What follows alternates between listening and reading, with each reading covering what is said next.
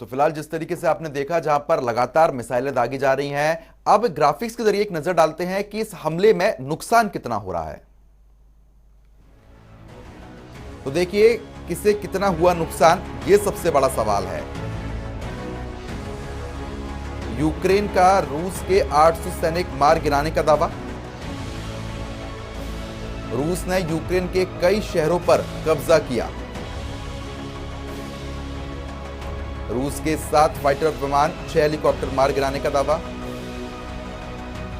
रूस के 30 tank, 70 BBM धराशायी करने का दावा। रूस की 2 कार्गो शिप पर भी हमला करने का दावा। यूक्रेन के 50 सैनिकों की मौत। यूक्रेन की 74 फ्लाइट्स को भी नष्ट किया गया। रूस ने 11 एयरबेस भी तबाह कर दिए हैं।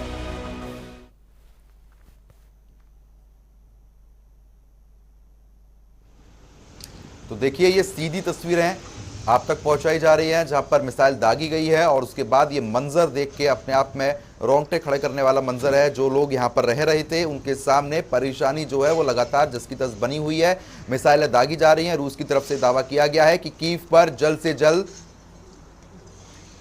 कब्जा कर लिया जाएगा। तो ये कीव की तस्वीरें आप तक पहुंचाई जा रही हैं, जिस तरीके से रूस की तरफ से मिसाइल दागी गई और कीव की तरफ भी रूसी सैनिक लगातार बढ़ रहे हैं। तो आपको बता दें कि बॉर्डर पर बनी हुई चौकी को उड़ाने का दावा किया गया है।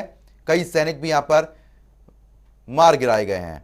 तो ये तस्वीरें आप देख रहे हैं, जहां पर दोनों की तरफ से एक दूसरे पर हमले किए जा रहे हैं। कीव में भी कई धमाके हुए हैं। बिल्डिंग की तस्वीर आप देख रहे थे, जहां पर बिल्डिंग को भी काफी नुकसान पहुंचाया गया है। और रूस की बात करें तो रूस की तरफ से बात स्पष्ट कर दी गई है कि कीव के पास बचने के लिए 4 से 5 घंटे ही बचे हैं। उसके अंदर कीव पर भी कब्जा कर लिया जाएगा।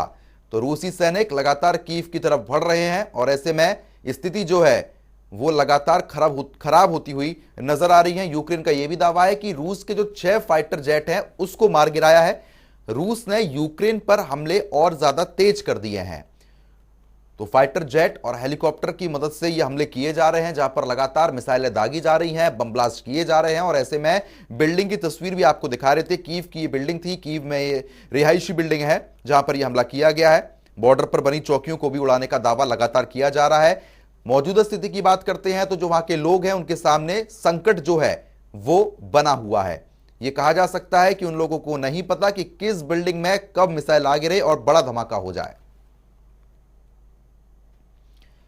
तो यूक्रेन पर रूस लगातार हमले तेज कर रहा है। हमले के दूसरे दिन रूसी युद्धपोत पर मौजूद जवानों ने भी सरेंडर से इनकार कर दिया था। इसके बाद ये जो स्थिति है वो जस की तस बनी हुई है। तो आपको बता दें कि 800 सैनिक मारे जाने का दावा किया गया है। यूक्रेन की तरफ से यह भी दावा है कि रूस के 6 फाइटर जेट गिरा दिए हैं। तो रूस ने यूक्रेन पर हमले किए, जिसके बाद अब ये हमले और ज्यादा तेज हो गए हैं। देखिए, हमले की तस्वीरें आपके सामने आ गई हैं, जहां पर मिसाइल दागी गई हैं, बड़ा बम ब्लास्ट हुआ। Це гриб взривний, боже. Сюда вон, да едь! Пиздец. इस वीडियो में जो आप आवाज सुन रहे थे वहीं के नागरिकों की आवाज है और आवाज से अंदाजा लगाया जा सकता है कि वहां के लोग काफी भयभीत हैं, क्योंकि जो परिस्थिति बनी हुई है, ऐसे में ये कहा नहीं जा सकता कि कब दोनों देशों की तरफ से मिसाइलें चलने लग जाएं और पूरा देश तबाह हो जाए, क्योंकि स्थिति खराब होती हुई नजर आ रही है। रूसी राष्ट्रपति ने बात स्पष्ट कर दी है कि हम पीछे नहीं हटेंगे, जरूरत के हिसाब से हमले किए जाएंगे। तो वहीं यूक्रेन भी यह बात कह रहा है कि हम सरेंडर नहीं करेंगे, जितना हो सकेगा उतना लड़ेंगे।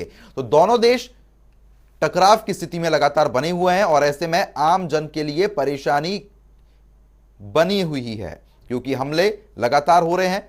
रूस ने यह बात स्पष्ट कर दी है कि 5 से 6 घंटे सिर्फ कीव के पास बचे हैं, उसके अंदर ही कीव पर कब्जा कर लिया जाएगा। रूसी सैनिक लगातार कीव की तरफ बढ़ रहे हैं और ऐसे में बड़ा सवाल यह है कि अगर कब्जा हो जाता है राजधानी पर, तो वहां के जो नागरिक हैं वो किस तरीके से अपनी जान को बचा पाएंगे। क्योंकि अब से कुछ देर पहले भी हमने एक परिजन को आपको सुनवाया था, जिनका साफ तौर पर कहना है कि जो वहां पे हिंदुस्तानी छात्र छात्राएं फंसे हुए हैं, उनके सामने संकट जो है वो लगातार बरकरार बना हुआ है। चलिए